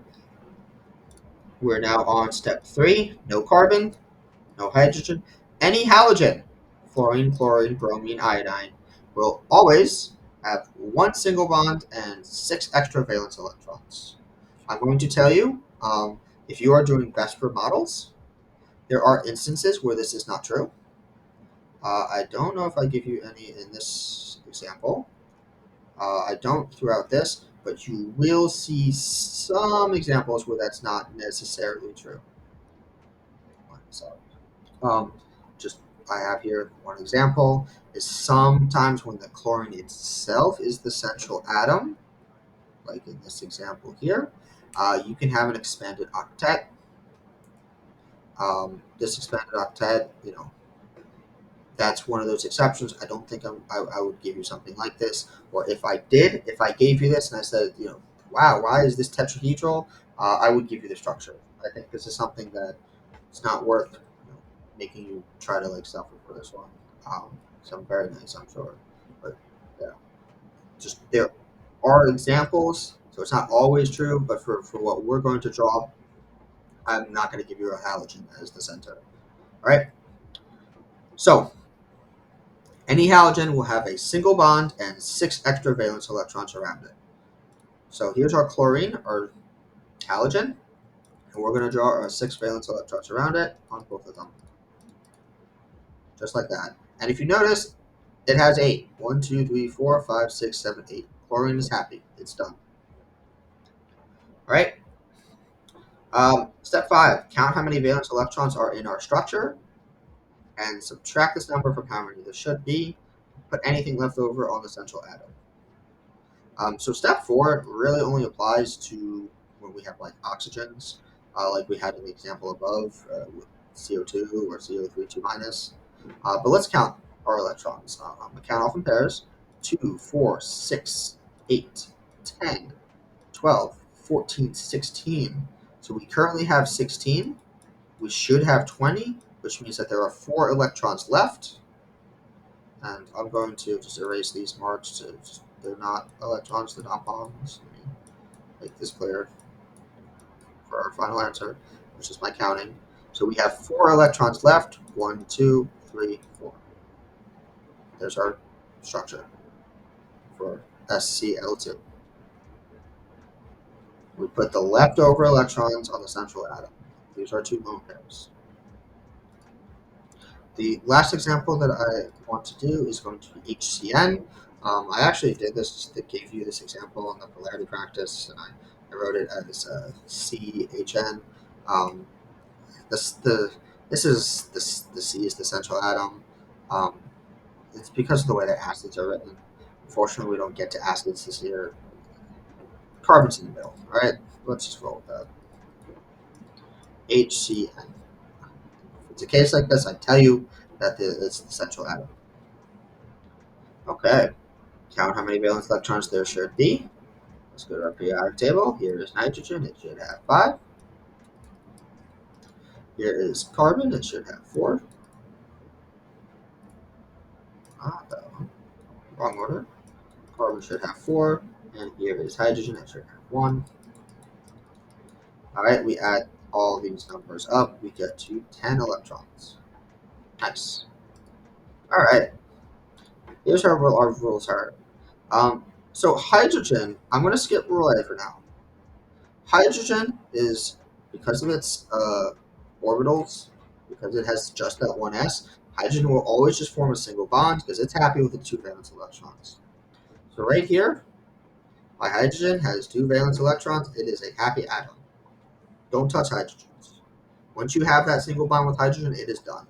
Which now means that carbon always needs a total of 4 bonds. It currently has 2 bonds, which means it needs 2 more. The only correct option is going to be add them to the nitrogen. Boom. All right, after we've completed these 3 rules, add valence electrons to any of the other atoms. This nitrogen has 1, 2, 3, 4, 5, 6, 7, 8. Add them up. This is 2, 4, 6, 8, 10. You have 10 valence electrons. We are done there. Just showing you an example with hydrogen, like what this would look like. Okay? So that's the general gist of Lewis structures, the rules for them, how to make them, what they should look like. And why I wanted to put it this way is because you get those examples. You get those examples like SCl2, where it's not inherently evident that there are those lone pairs on the center of the molecule. Um, and those lone pairs, as I've talked about throughout this entire video, they're very important. Very important. So my next goal here is we're going to talk about VSEPR, how we can just do this.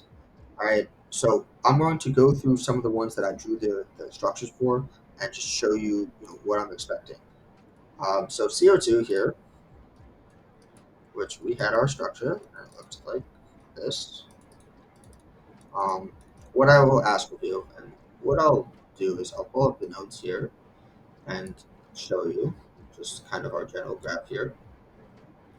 Um, so the first thing I ask is our steric number. Remember, steric number is how many valence or how many atoms are bonded plus the amount of lone pairs. Carbon, no lone pairs. So our steric number is going to be 1, 2. 2 atoms of oxygen. The fact that they're double bonds does not matter. It doesn't matter that there's 4 bonds. There are 2 atoms connected to it. No lone pairs. Our steric number is 2. No lone pairs, which means that our molecular geometry would be steric number of 2, 0 lone pairs. This would be linear. And my bond angles, this is going to be a 180-degree angle. Right? Moving on down to CO32 minus, which again I gave that structure for. And you can do VSEPR. You can do these VSEPRs for um, ions like this. Like these polyatomic ions, they have a structure just the same. All right, so here's our carbonate ion. Imagine the charge is there, but our steric number is again, or not again, but 1, 2, 3. No lone pairs. 3 atoms connected. Does not matter that this one is a double bond. Steric number 3, 0 lone pairs. Steric number 3, lone pairs 0. This is trigonal planar.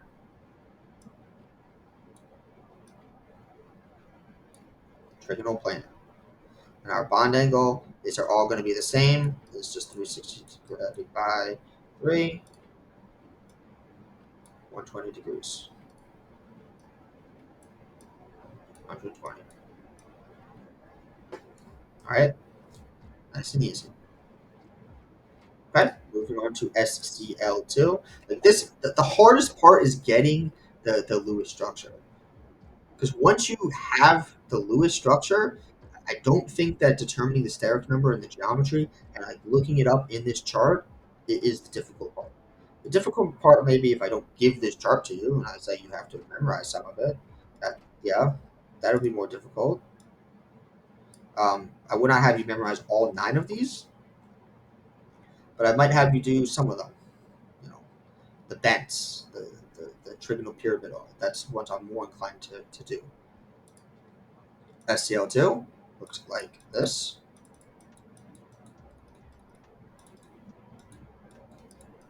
Just as a recap. All right, so here's where my steric number changes.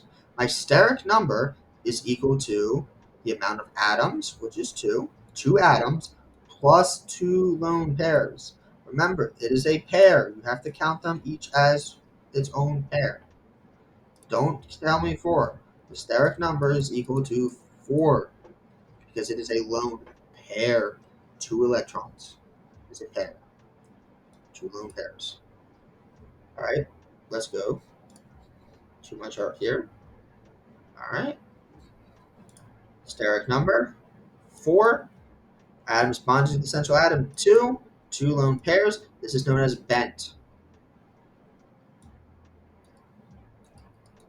And my bond angle between this, even though it looks like this looks like I drew it linear, that's not true. This is really more like this, and this angle is going to be about 104.5. I get that because that's what my chart tells me. 104.5 degrees. My last one, HCN, HCN. And steric number 2, no lone pairs.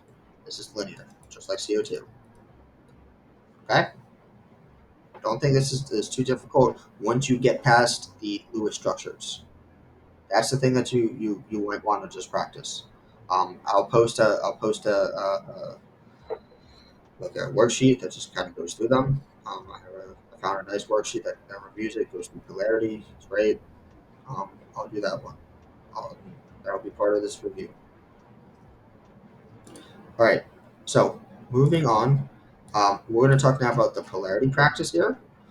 These questions here, ionic bonds, you have a full donation. I'm not going to type this in, but I'll show you. When you have an ionic bond, you have a full donation of our valence electrons. It is fully donated from one atom to another. In a covalent bond,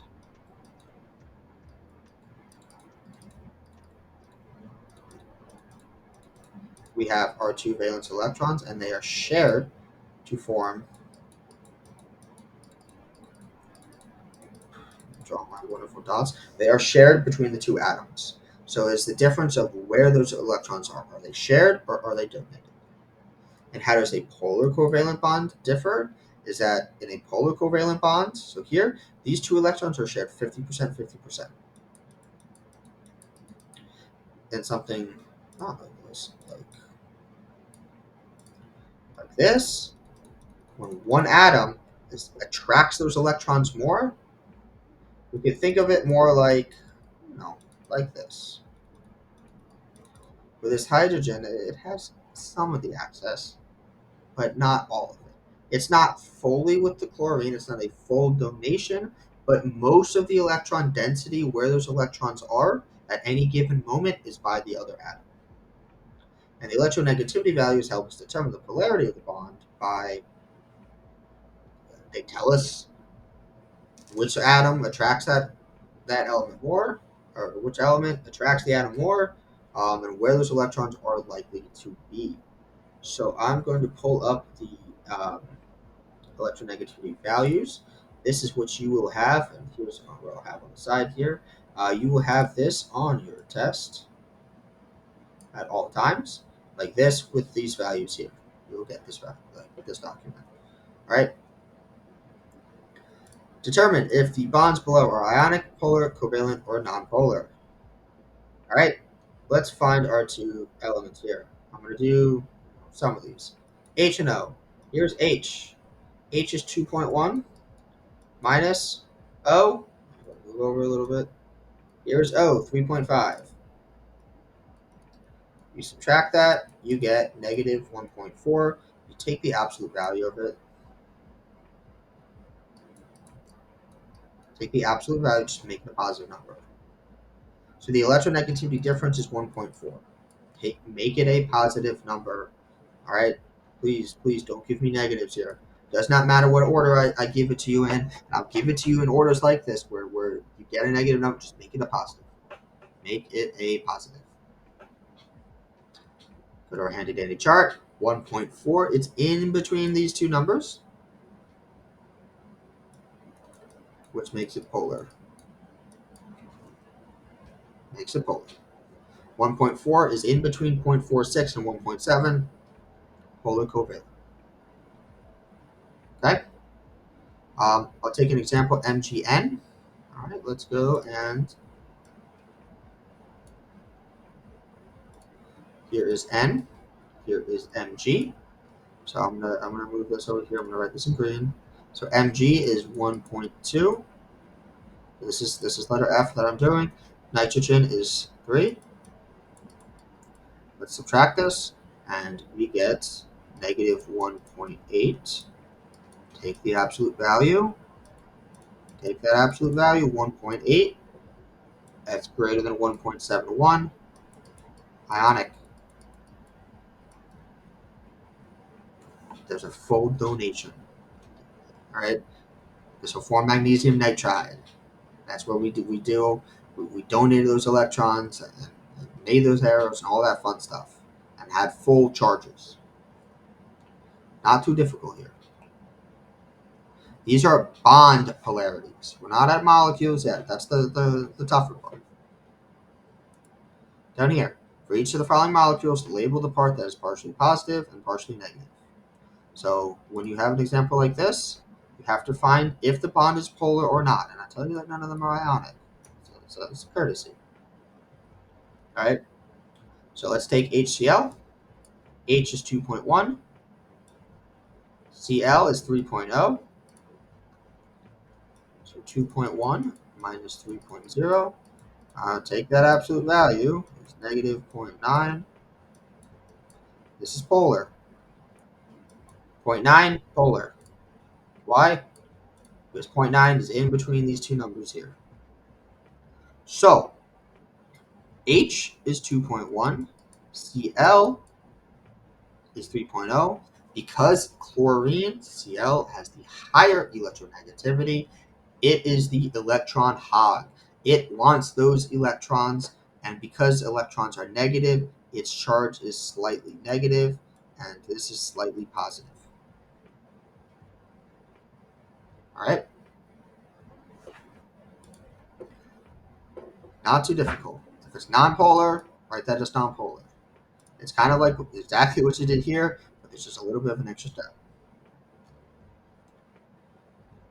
Okay, here's where we get to the rules for polarity. And I want to explain this and why I phrased it like this. All right, if every single bond in the molecule is nonpolar, the molecule itself is nonpolar. Okay,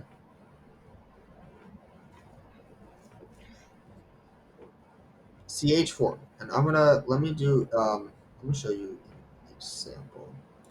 So CS2, um, you're gonna have to give me the Lewis structure for this. I went through that. I'm gonna give it to you just for the sake of this. For if I'm talking about Vesper, I did ask for geometry too, just to give you extra help with that. If you're not worried about geometry, um, don't have to answer that question. But there's similar worksheets, same questions. This is what CS2 looks like.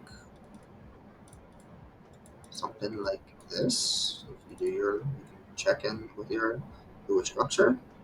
And what we find here is that the difference in electronegativity, 2.5, 2.5, nonpolar.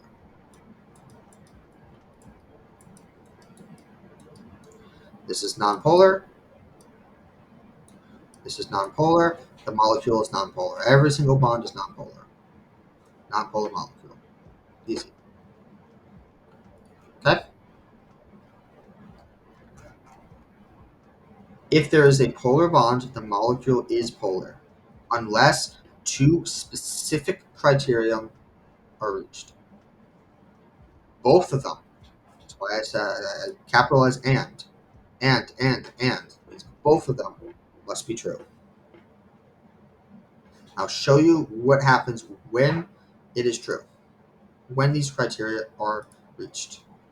The example is CO2. This is probably the biggest well-known example. Carbon dioxide. The carbon-oxygen bond is polar. Carbon is 2.5, oxygen is 3.5. It's a difference of 1. That's greater than 0.46. There's a slight negative charge here. There's a slight positive charge here. Slight negative charge here. However, two conditions must be met. One, every atom connected to the central atom is the same. Here's my central atom, the carbon, and this is oxygen, and this is oxygen.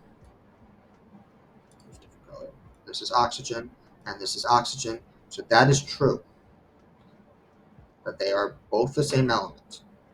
Number two, which is the and, there are no lone pairs. In other words, there's no electrons added to this carbon. That is also true. No electrons connected, no extra electrons, same element, unless this means that because both of these are true, this is nonpolar. CO2.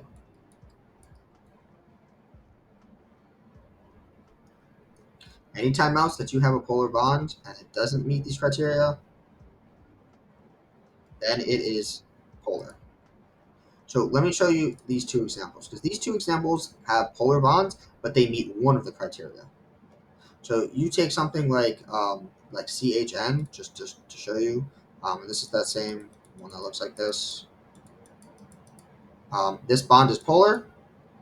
No symmetry here. Different bonds. This is polar, just straight off the bat, because it has a nonpolar and a polar bond, two different elements, polar.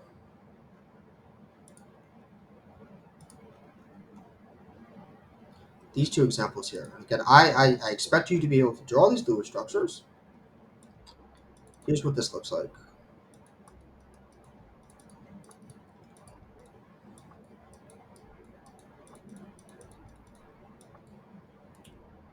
I don't like how this.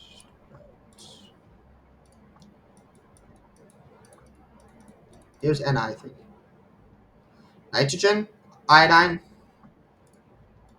You find out, well, here's iodine 2.5, nitrogen is 3.0. You subtract those two, 0.5. It's slightly, but we consider this polar. 0.5, that's above. I expect you to be able to do this pretty easily. So this is a polar bond. So let's go to our two rules here. Rule number one, every atom, so if there is a polar bond, there is a polar bond. The molecule is polar unless both of these two are true. Every atom connected to the same atom is the same. This is true. They're all iodine. The first rule here is true. And there are no lone pairs. There's no extra electrons attached to the central atom. That is false. There is a lone pair. So because both of these are not true, this is polar.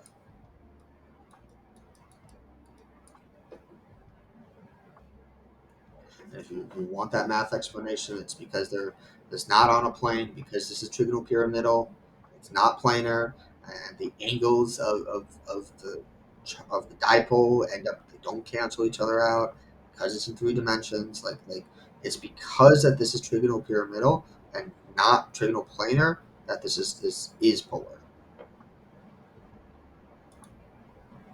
Okay. Here's an example, CCl2F2, and I'll spin. I'm not going to draw in there are 6 dots on all of these, 6 valence electrons on all of these. I want to finish this out. It's already a long video, like 2 hours. Um, Rule number one, every atom connected to the central atom is the same. That's not true. Chlorine, fluorine, not true. So even though there's no lone pairs on this carbon, doesn't pass the first test, this is polar. Right? The biggest part of this is drawing the Lewis structures. And I will give a worksheet that has practice with it. Whole list. When I asked you to explain, I'm really just talking about. I want you to show me, which rules does it pass? Like, explain that to me. Show me that the bond is polar. Last, we have intermolecular forces. This chart here, this comes from the notes. This is just extra help with the notes. Um, where this comes from. All right. Determining the strongest IMF. The IMF is intermolecular force. And again, you need to know the polarity of the molecules. You need to know polarity. Sometimes when you start drawing organic molecules or molecules that are found in the body, you find something like this. They stop drawing in lone pairs, especially when it's not an essential atom. So just they are there. Assume that these are correct. Okay. It's, sometimes I can't be bothered to draw every single um, dot, or I can't be expected to draw every single structure. It just happens like that. Um, this is a bond here between O and H. But what is the key point of this? Um, London dispersion forces is who can do it? Anyone. Ion dipoles, you need an ion and a polar.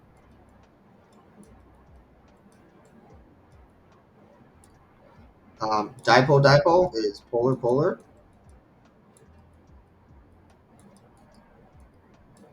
and a hydrogen bonding is a special case. Polar hydrogen and a polar either nitrogen, oxygen, or fluorine. It has to meet those specific criteria in order for it to be a hydrogen bond. And in terms of strength, we'll just say uh, one is the strongest. So the strongest is about hydrogen bonding and ion dipoles. They're about similar. And then dipole dipole would be 3, and London dispersion forces are the weakest. So when I say the strongest IMF, why do I say this? Here are two nonpolar molecules,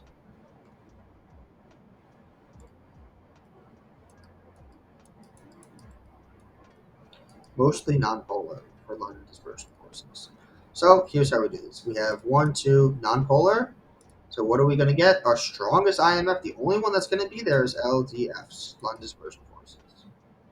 Again, 2, this is nonpolar, this is nonpolar, London dispersion forces.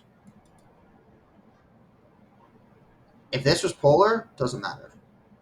All right, here, this is polar. This is also polar. So you have this kind of connection. This oxygen will connect to this carbon. That is a dipole dipole.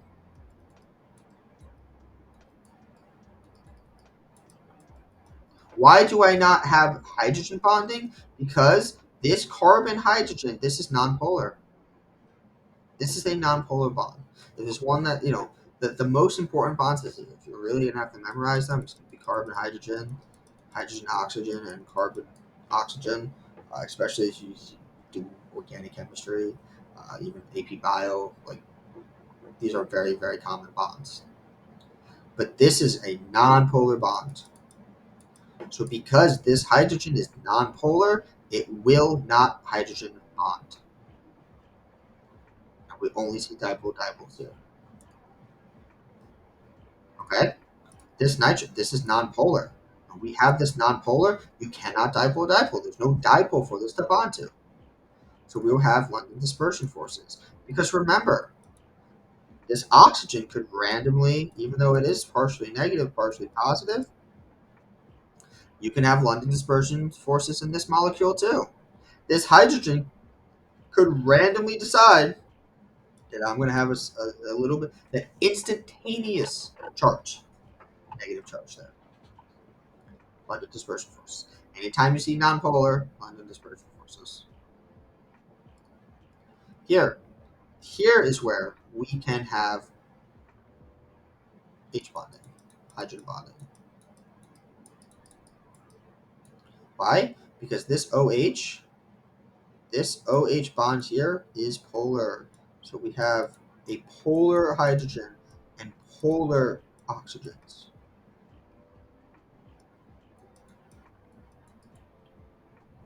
Boom.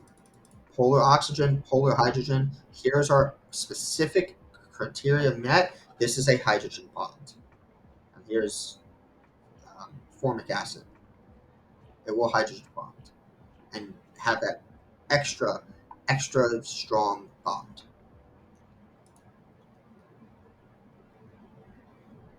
Right over here, you can still have hydrogen bonding. Not as much, but this is a polar hydrogen and a polar oxygen. It's still possible to have polar H bonding because there's a polar hydrogen and a polar oxygen. And I say this, please notice the charge. Anytime you see a charge, It's going to be ion dipole unless it's a nonpolar. Here's a polar. This ion, the charge will attract with our dipole here. Okay. If you had an ion and a nonpolar, which, wow, look at that. I did that right down here. LDFs. You see nonpolar, nonpolar, nonpolar, LDFs. Why is this nonpolar? Because they have the same electronegativity. Hydrogen and hydrogen, same electronegativity. 2.1 minus 2.1 equals 0. This is not a polar, not a polar hydrogen. So even though that this is negative, this is not partially positive. We don't see that. There's no hydrogen bonding here because this is nonpolar.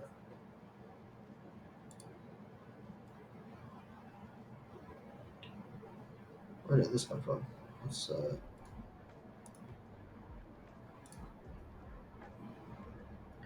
right, draw the hydrogen bonds between the nitrogen spaces in DNA. And this focuses on, well, where are they? So what we're looking for is our nitrogen-hydrogen bond here.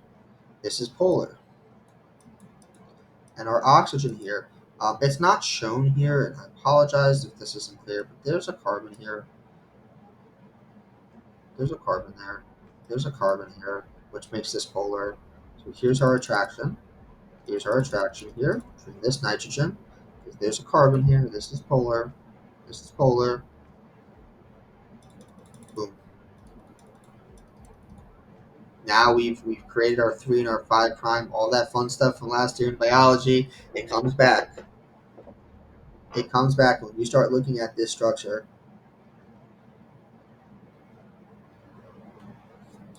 Difference between cohesion and adhesion. Watch the early parts on this video. I'm not gonna, this is something that comes from the notes. Ranking, increasing boiling point. More intermolecular forces, the BP boiling point increases. The bigger the molecules,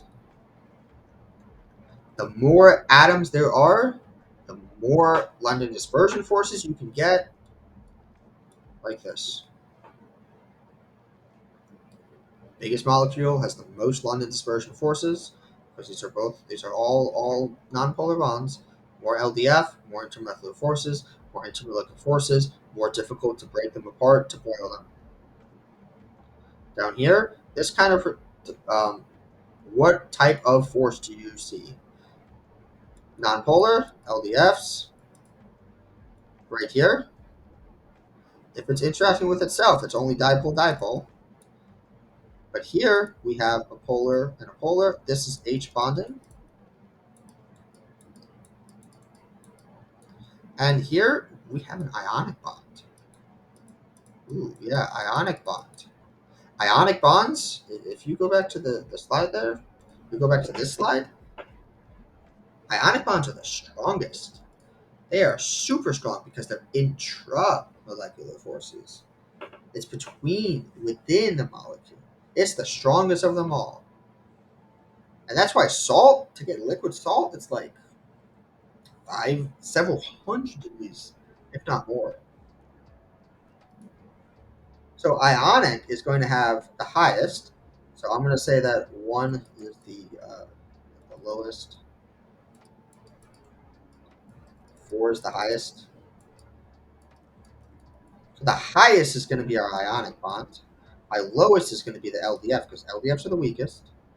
Then dipole-dipole, and then hydrogen bonding. All right. So wow, this was a very long video. A lot of information here. This is going to be truncated into lecture by lecture by examples. We'll have chapters for this. Splitting this up. I hope you enjoyed. Again, I'm always available if you have questions to ask me about this. Um, shoot me your questions. All right. Take care, everyone. Good luck. Good luck studying. Um, I'm posting this one early so that you have access to it. Wonderful day.